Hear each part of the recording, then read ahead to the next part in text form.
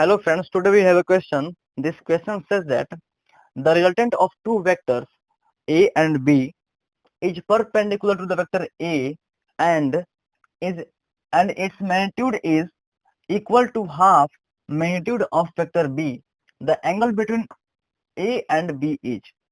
Question क्या कह रहा है? क्वेश्चन कह रहा है कि जो वेक्टर A है और वेक्टर B है, इनके बिटवीन जो हमारा रिजल्टेंट वेक्टर बन रहा है ना, वो परपेंडिकुलर है किसके? वेक्टर ए के। और इट्स मतलब कि जो रिजल्टेंट वेक्टर है उसका जो मैग्नीट्यूड है वो क्या है? Is equal to half magnitude of vector B. Vector B की जो मैग्नीट्यूड है उससे हाफ है रिजल्टेंट वेक्टर का मैग्नीट्यूड। ठीक है, तो the angle between A and B, जो एंगल जो हमारा वेक्टर ए है और वेक्टर बी है उनके बिटवीन जो एंगल बनेगा वो पूछा गया यहाँ पर, हमें बताना है उसको। तो ऑप्शन में क्या दिया गया है? ए में 120, बी में 150, सी में 155 एंड डी में नन ऑफ दिस। ठीक है, तो यदि हम इसको हम ऐसा समझ कर बनाए कि मान लीजिए कि हमारा ये वेक्टर ए हो गया, ये हमारा वेक्टर ए हो गया, और जो हमारा रिजल्टेंट वेक्टर है वो क्या है? वेक्टर ए के परपेंडिकुलर है। मतलब कि मान लेते हैं कि हम ऐसे बनाते हैं उसको डायग्राम, यदि हम एरो डायग्राम हमारा, कि हमारा क्या हो गया?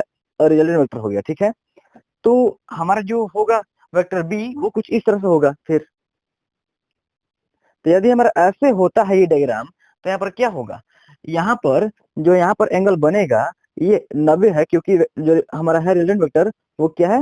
वेक्टर ए के परपेंडिकुलर है। तो यहाँ पर तो कभी भी हमारा 120 या फिर 150 135 तो नहीं बनने वाला है, क्योंकि इसका और इसका इन दोनों सम कितना होगा? 90 होगा फिर। ठीक है, तो 90 से कम ही यहाँ पर बनने वाला है ना। तो इसलिए हमारा डायग्राम इस तरह से नहीं बनने वाला है, ये गलत डायग्राम है। कैसे बनेगा फिर डायग्राम? जो बनेगा यहाँ पर डायग्राम जो बनेगा वेक्टर्स का, कैसे बनेगा? तो ऐसे बनेगा कि जो वेक्टर ए है ये हमारा, मान लेते हैं हमारा क्या है? वेक्टर ए है।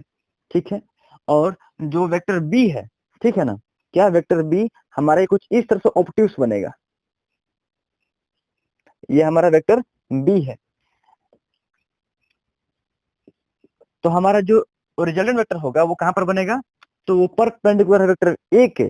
ठीक है, और यहाँ पर क्या होगा कि वो इस तरह से बनेगा फिर, क्योंकि परपेंडिकुलर है वेक्टर ए के।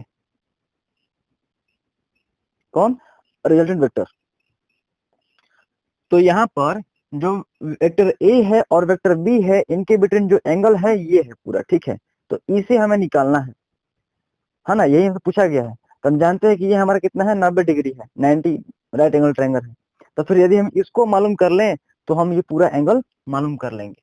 ठीक है, तो यदि हम इसका नाम दे देते हैं इस तरह से पी क्यू आर और एस। ठीक है, तो यहाँ पर क्या करेंगे? सबसे पहले हम लोग यहाँ पर इस ट्रायंगल को हम कंप्लीट करेंगे। कैसे? तो हम लोग पढ़े हैं, किसके बारे में जाने होंगे आप लोग, कि पैरेलल शिफ्टिंग ऑफ वेक्टर्स। ठीक है, उसमें क्या करते हैं हम लोग? कोई भी वेक्टर है, मान लीजिए वेक्टर ए है यहाँ पर इस तरह से, तो इसको हम कहीं पर भी इसी डायरेक्शन में इसी मैग्नीट्यूड के साथ में इसको हम कहीं पर भी शिफ्ट कर सकते हैं पैरेलली। ठीक है, ऐसा नहीं है कि हम इसको हम ऐसे शिफ्ट कर देंगे, फिर ये गलत हो जाएगा, क्योंकि डायरेक्शन चेंज हो गया। कोई भी वेक्टर कब बदलता है, कब चेंज होता है? वो तब बदलता है, तब चेंज होता है जब उसके मैग्नीट्यूड बदला जाए या फिर उसके डायरेक्शन को चेंज किया जाए। ठीक है, तो यदि हम कोई ये मान लेते हैं कि ये हमारा वेक्टर ए है, ठीक है, तो इसको हम इधर ड्रा करते हैं इस तरह से, तब पर भी ये हमारा वेक्टर ए ही रहेगा, क्योंकि मान लेते हैं यहाँ पर इसका लेंथ जो है एल है, तो यहाँ पर भी हमारा लेंथ एल ही है। और मान लेते हैं कि इधर हमारा ईस्ट है, ठीक है, तो ये भी हमारा इधर ईस्ट में ही है, मतलब कि दोनों जो है यहाँ पर वेक्टर ए जो है जिस डायरेक्शन में है वहीं पर यहाँ पर भी है। ठीक है, और चूंकि यहाँ पर भी जितना मैग्नीट्यूड था उतना ही यहाँ पर भी है, इसका मतलब कि वेक्टर ए को हम कहीं पर भी पैरेलली शिफ्ट कर सकते हैं, हम जानते हैं हम लोग। तो ये जो हमारा वेक्टर ए है इसको यदि हम यहाँ पर इस तरह से शिफ्ट करेंगे तो क्या हो जाएगा? कुछ इस तरह से हो जाएगा। ठीक है, ये हमारा वेक्टर ए हो गया, ये हमारा, यहाँ से हम इसको यहाँ पर शिफ्ट कर दिए वेक्टर ए को। और हमें दिया क्या है यहाँ पर क्वेश्चन में कि जो हमारा रिजल्टेंट वेक्टर है वो क्या है? परपेंडिकुलर है किसके? वेक्टर ए के। और क्या दिया गया है कि जो हमारा मैग्नीट्यूड है किसका? रिजल्टेंट वेक्टर का। ठीक है, वो क्या है? हाफ है किसके? तो वेक्टर बी के, है ना। तो वेक्टर बी जो है वेक्टर बी को हम लोग इस तरह से डिनोट करेंगे, ठीक है। वेक्टर बी हमारा ये हो गया, इसको हम लिखेंगे मोड के अंदर, तो ओनली जो बी आ गया ये हमारा क्या हो गया, मैग्नीट्यूड हो गया वेक्टर बी का, ठीक है। और उसी तरह से हमारा जो मैग्नीट्यूड होगा रिजल्टेंट आर का, जो हमारा वेक्टर आर है, इसका जो मैग्नीट्यूड होगा वो क्या होगा, वो हमारा जो भी होगा, मान लेते हैं कि आर ही होगा, तो वो दिया गया क्या हमारा, कि जो हमारा है रिजल्टेंट वेक्टर, उसका मैग्नीट्यूड जो है वेक्टर बी के मैग्नीट्यूड के हाफ है। इसका मतलब कि यदि हम लेते हैं कि वेक्टर बी के जो हमारा मैग्नीट्यूड है वो बी है, तो हमारा जो रिजल्टेंट वेक्टर है ये वाला, इसका मैग्नीट्यूड कितना हो जाएगा, आर बराबर मतलब कि b/2 हो जाएगा, ठीक है। जो दिया गया क्वेश्चन में उसको हमने यहाँ पर लिख लिया।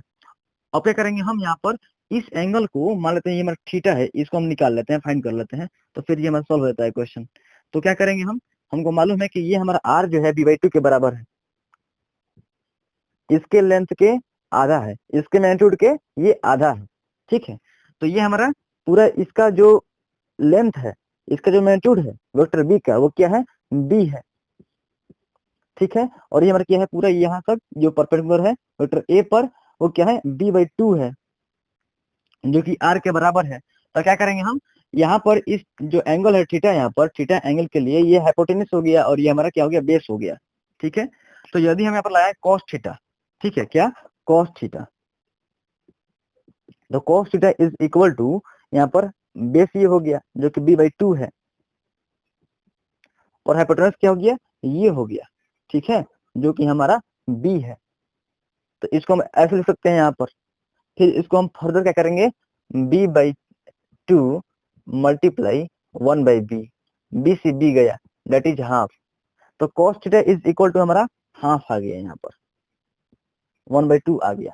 तो यहाँ से हम कह सकते हैं थीटा इज इक्वल टू कितना हो गया, यहाँ पर cos थीटा 1/2 कब होता है, तो 60 डिग्री पर होता है, ठीक है। तो यहाँ से हमने थीटा निकाल लिया, क्या, जो हमारा ये पूरा एंगल है PRQ, एंगल PRQ कितना गया हमारे यहाँ से, जो थीटा हमारा आया कितना गया हमारे यहाँ पर 60 डिग्री, और ये हमारा क्या है, QRS, एंगल QRS 90 डिग्री है, दोनों को हम जोड़ देते हैं यहाँ पर, तो इधर कितना हो गया, 150 डिग्री हो गया, क्या, ये पूरा एंगल PRS, क्योंकि PRQ जोड़ एंगल QRS क्या होगा हमारे पास, PRS होगा ना, तो एंगल PRS निकले कितना हमारा 150 डिग्री, जो कि क्या है, वेक्टर बी और वेक्टर ए के बिटवीन जो एंगल है ना, ये पूरा वो है, कितना हमारा आ गया 150 डिग्री, ठीक है।